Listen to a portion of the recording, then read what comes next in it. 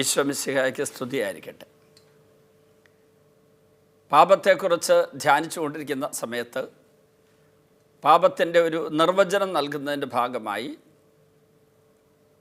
ഞാൻ നിങ്ങളോട് കഴിഞ്ഞ ക്ലാസ്സിൽ പറഞ്ഞു, ദൈവത്തെയും ദൈവിക പ്രബോധനങ്ങളെയും ദൈവിക സംവിധാനങ്ങളെയും ദൈവാനുഗ്രഹങ്ങളെയും നിഷേധിക്കുന്നതാണ് പാപം. അതിൻ്റെ രണ്ടാം ഭാഗമുണ്ട്, അത് പിന്നെ വരാം. അപ്പോൾ കഴിഞ്ഞ ധ്യാനത്തിൽ നമ്മൾ ദൈവിക പ്രബോധനങ്ങളെ, തിരുവചനങ്ങളെ നിഷേധിക്കുന്ന കാര്യം പറഞ്ഞു. ഈ തിരുവചനങ്ങൾക്ക് ഒരു പ്രത്യേകതയുണ്ട്. കത്തോലിക്ക സഭയുടെ മതബോധന ഗ്രന്ഥം 103 പറയും, തിരുസഭ തിരുവചനത്തെ പരിശുദ്ധ കുർബാന എന്നതുപോലെ അതേ ആദരവോടെയാണ് സമീപിക്കുന്നത്.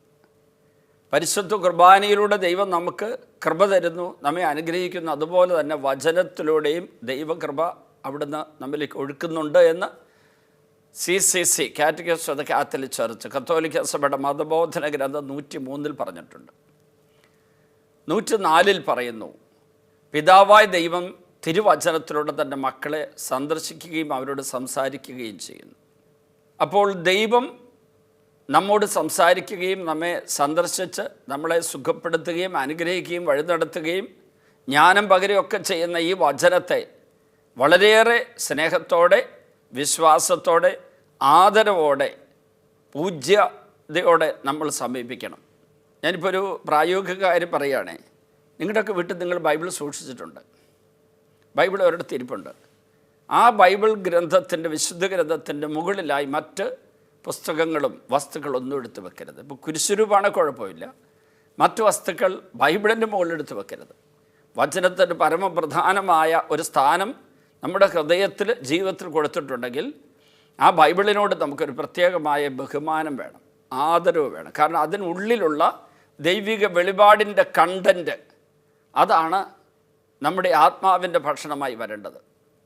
ആ എഴുതപ്പെട്ട വചനങ്ങൾ, നമ്മുടെ മുമ്പിൽ അവതരിപ്പിക്കപ്പെട്ട വചനങ്ങൾ, അതിൽ നമ്മൾ വായിച്ചു പോകുമ്പോൾ അത് നിരന്തരമായി വായിച്ചുകൊണ്ടിരിക്കുക. എപ്പോഴൊക്കെ സമയം കിട്ടും അപ്പോൾ ബൈബിൾ എടുത്ത് വായിക്കുക. പ്രത്യേകിച്ച് പുതിയ നിയമം, അതുപോലെ സങ്കീർത്തനങ്ങൾ, പ്രഭാഷകൻ്റെ പുസ്തകം, ജ്ഞാനത്തിൻ്റെ പുസ്തകം, സഭാപ്രസംഗകൻ, അതൊക്കെ വായിച്ച് അതിനുശേഷം പിന്നീട് ഹിസ്റ്റോറിക്കൽ ബുക്സിലേക്കും ഒക്കെ പോകാം. അതുപോലെ പ്രവാചകന്മാരുടെ പുസ്തകങ്ങൾ വായിക്കുക, അതിനുശേഷം ഹിസ്റ്റോറിക്കൽ ബുക്സിലേക്കും ഉൽപ്പത്തി പോലുള്ള മറ്റു പുസ്തകങ്ങളിലേക്കൊക്കെ പോകാം. പക്ഷേ പുതിയ നിയമം കൂടുതലായിട്ട് വായിക്കുക, സങ്കീർത്തനങ്ങൾ കൂടുതലായിട്ട് വായിക്കുക. അതിനുശേഷം പ്രഭാഷകൻ്റെ പുസ്തകം, അങ്ങനെ സുഭാഷിതങ്ങളൊക്കെ വായിച്ച ശേഷം പ്രവാചകന്മാരെക്കുറിച്ചുള്ള പുസ്തകങ്ങൾ, യെശയ്യാ, ജെറമ്യാ തുടങ്ങിയ പ്രവാചകന്മാരുടെ പുസ്തകങ്ങൾ വായിക്കുക. അത് കഴിഞ്ഞ് ഉൽപ്പത്തി മുതൽ വായിച്ചു വരാം. അങ്ങനെ വായിക്കുമ്പോൾ നമ്മുടെ ആത്മാവിൽ ചലനമുണ്ടാക്കുന്ന, ആത്മാവിൽ അഭിഷേകം പകരുന്ന ചില തിരുവചനങ്ങൾ, ദൈവം നമ്മോട് സംസാരിക്കുന്ന തിരുവചനങ്ങളായിട്ട് നമുക്ക് തന്നെ നമ്മുടെ ഉള്ളിൽ ബോധ്യപ്പെടും. അങ്ങനെ ഉണ്ടാകണമെങ്കിൽ വിശ്വാസത്തോടെ, ഏകാഗ്രതയോടെ, ആത്മാർത്ഥയോടെ വായിക്കണം. ചടങ്ങ് ആയിട്ട് എങ്ങനെയെങ്കിലും 10 മിനിറ്റ് വായിച്ചു എന്ന് വരുത്താൻ വേണ്ടി, അല്ലെങ്കിൽ അരമണിക്കൂർ വായിച്ചു എന്ന് വരുത്താൻ വേണ്ടി വെറുതെ ഓടിച്ചോടിച്ച് വായിച്ചു പോകരുത്. ഏകാഗ്രതയോടെ വായിക്കണം, മനസ്സിരുത്തി വായിക്കണം. അങ്ങനെ വായിച്ചു പോകുമ്പോൾ നമ്മുടെ മനസ്സിനോ ആത്മാവിനോ ഉണർവ് നൽകുന്ന, ജീവിതബന്ധിയായ, നമ്മളെ മുന്നോട്ട് നയിക്കുന്ന ആത്മീയ ശക്തി നമ്മിലേക്ക് ഒഴുക്കി തരുന്ന തിരുവചനങ്ങൾ കാണുമ്പോൾ ബൈബിളിൽ തന്നെ അണ്ടർലൈൻ ചെയ്യുന്നവർ, അല്ലെങ്കിൽ ഹൈലൈറ്റ് ചെയ്യാവുന്നവർ അങ്ങനെ ചെയ്യുക. അത് ഒരു പുസ്തകത്തിൽ, ഒരു നോട്ട് ബുക്കിലോ ഒരു ഡയറിയിലോ എഴുതിയെടുക്കുക. എന്നിട്ട് ഈ വചനങ്ങൾ എഴുതിയെടുക്കുന്ന പുസ്തകം നോക്കിയിട്ട് നമ്മളിത് ഏറ്റുപറഞ്ഞ് മനഃപാഠമാക്കണം, ഹൃദിസ്ഥമാക്കണം. രണ്ടർത്ഥമുണ്ട്. ഒന്ന് മനഃപാഠമാക്കുക, അത് മനസ്സിൻ്റെ അകത്ത് നിറയ്ക്കുക എന്നർത്ഥം. ഇനി മലയാളത്തിൽ ഹൃദയസ്ഥമാക്കുക എന്ന് പറയുമ്പോൾ ഞാനതിന് വേറൊരു വ്യാഖ്യാനം കൊടുക്കുന്നു. ഹൃദയം എന്ന് ബൈബിളിൽ പറയുന്ന വാക്കിന് നമ്മുടെ മനസ്സെന്നർത്ഥമുള്ള ചില സ്ഥലങ്ങളിൽ വ്യാഖ്യാനമുണ്ടെങ്കിലും ഹൃദയം എന്ന് പറയുമ്പോൾ ആത്മാവെന്നാണ് അർത്ഥം. ഹൃദയം കഠിനമാക്കി എന്ന് പറയുമ്പോൾ മനസ്സിൻ്റെ വൈകല്യം മൂലം ഉണ്ടാകുന്ന ഒരു ദുരന്തമാണത്. മനസ്സ് അന്ധമാകുന്നു, അതിന് ഫലമായി ആത്മാവിൽ ഇരുട്ട് കയറുന്നതാണ് ഹൃദയം കഠിനമാക്കിയൊരവസ്ഥ. ഇവിടെ മനഃപാഠമാക്കുക എന്ന് പറയുമ്പോൾ മെമ്മറി പവർ ഉള്ളവർക്ക് പെട്ടെന്ന് മനഃപാഠമാക്കാൻ പറ്റും. പക്ഷേ ഹൃദയസ്ഥമാക്കുക എന്ന് പറയുമ്പോൾ ഈ വചനം നമ്മുടെ ആത്മാവിൻ്റെ ഭക്ഷണമായി നമ്മൾ മാറ്റിക്കൊണ്ട് വേണം.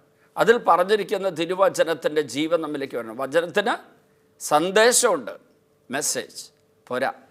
വചനത്തിന് ശക്തിയുണ്ട്, പവറുണ്ട്. 3, വചനത്തിന് ജീവനുണ്ട്. 4, വചനത്തിൽ പ്രകാശമുണ്ട്. അതുകൊണ്ടാണ് വചനങ്ങളെ ചുരുള് നിവറുമ്പോൾ പ്രകാശം പരക്കുന്നു എന്ന് സങ്കീർത്തനം 119:71 പറഞ്ഞിരിക്കുന്നത്. വചനം ഇരുട്ട് മാറ്റുന്ന, പ്രകാശം പരത്തുന്ന, പ്രകാശശക്തിയുള്ള തിരുവചനങ്ങളാണ്. പ്രത്യേകിച്ച് ദൈവത്തിൻ്റെ അധരങ്ങളിൽ പുറപ്പെട്ടിരിക്കുന്ന വചനങ്ങളാണെങ്കിൽ അതിന് പ്രത്യേകമായൊരു ശക്തിയുണ്ട്. ആ വചനത്തിൻ്റെ വ്യാഖ്യാനങ്ങൾക്കും അതിൻ്റേതായ ശക്തിയുണ്ട്. അപ്പോൾ ആ വചനം നമ്മുടെ ഹൃദയത്തിൻ്റെ ഭക്ഷണമായിട്ട് മാറുമ്പോൾ ദൈവിക ശക്തി നമ്മിലേക്ക് വരും. മാത്രമല്ല, ദൈവിക വെളിപാട് നമ്മിലേക്ക് ഇങ്ങനെ വന്നു കഴിയുമ്പോൾ ദൈവത്തിൻ്റെ ജീവൻ, അവിടുത്തെ ശക്തി, അവിടുത്തെ പ്രകാശം നമ്മുടെ ഉള്ളിൽ നിറയും. അതുകൊണ്ടാണ് ധ്യാനത്തിൽ വചനം കേട്ട് കഴിയുമ്പോൾ അനേകം പേർക്ക് മാനസാന്തരം ഉണ്ടാകുന്നത്. വചനം കേട്ടുകൊണ്ടിരിക്കുമ്പോൾ പലരുടെയും ജീവിതത്തിൽ പരിവർത്തനമുണ്ടാകുന്നത്.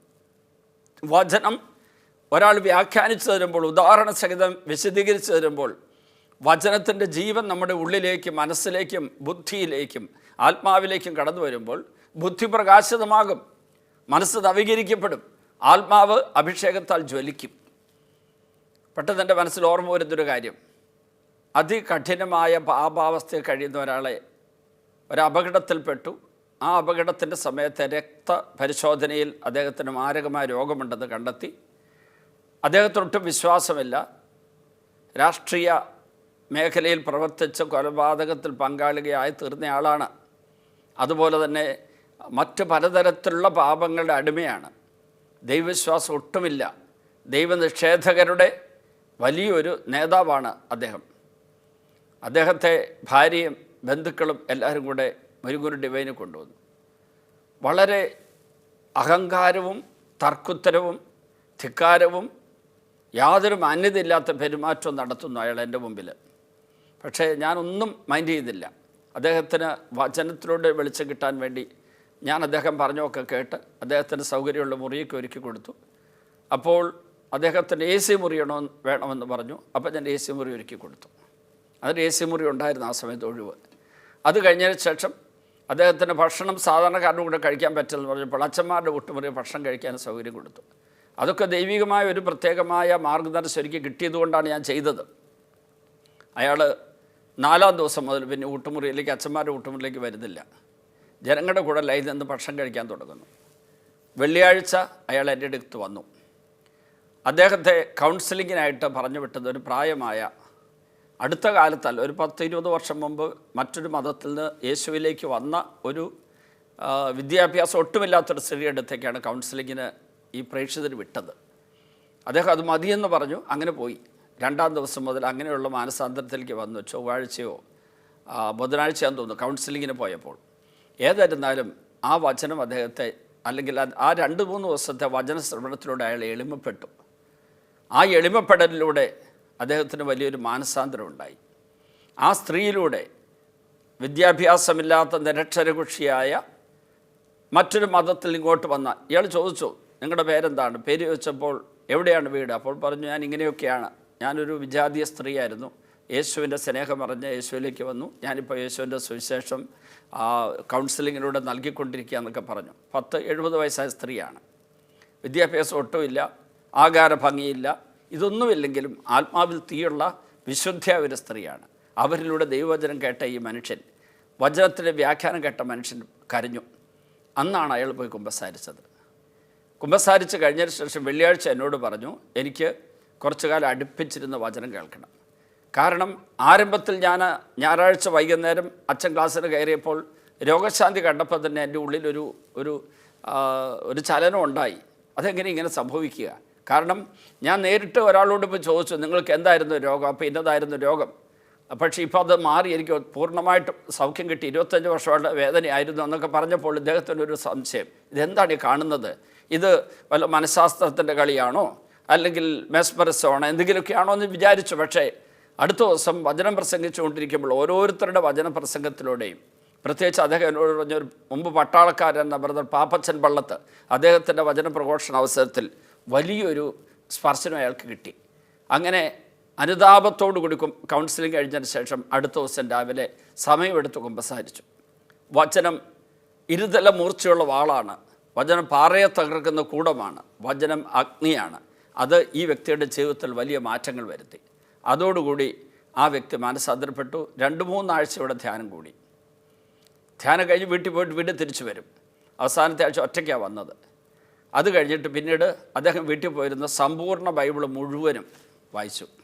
ഏതാണ്ട് 1 വർഷക്കാലം രാഷ്ട്രീയ പ്രവർത്തനമൊക്കെ ഉപേക്ഷിച്ചു. ചികിത്സയ്ക്ക് അദ്ദേഹം പോയിക്കൊണ്ടിരുന്നെങ്കിലും രോഗിയാണ്.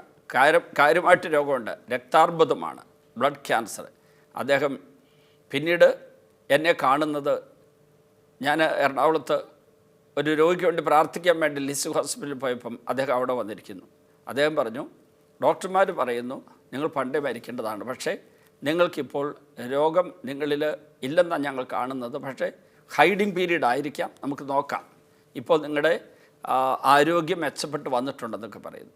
അദ്ദേഹം പറഞ്ഞു, ഞാനിപ്പോൾ എൻ്റെ രോഗശാന്തിക്ക് വേണ്ടി പ്രാർത്ഥിക്കുന്നില്ല, എൻ്റെ ആത്മാവ് സുഖം പ്രാപിച്ചു, അത് മതി. പ്രിയപ്പെട്ടവരെ, വചനത്തിന് ഈ ശക്തിയുണ്ട്. വചനം നമ്മുടെ ജീവിതത്തിൽ വലിയ മാറ്റങ്ങൾ വരുത്തും. നമുക്ക് വചനത്തെ വിശ്വാസത്തോടെ വലിയ സ്നേഹത്തോടെ സമീപിക്കാം. കർത്താവെ, വചനത്തിലൂടെ അങ്ങ് ഞങ്ങളിൽ വരികയും ഞങ്ങളെ സന്ദർശിക്കുകയും ഞങ്ങളോട് സംസാരിക്കുകയും ഞങ്ങളെ സ്പർശിക്കുകയും ഞങ്ങളെ സുഖപ്പെടുത്തുകയും ചെയ്യുമ്പോൾ ആ വചനത്തിലൂടെയുള്ള ജീവൻ പ്രാപിക്കാൻ ഞങ്ങളെ അനുഗ്രഹിക്കണമേ. പിതാവിൻ്റെയും പുത്രൻ്റെയും പരിശുദ്ധാത്മാവിൻ്റെയും നാമത്തിൽ ആമേൻ.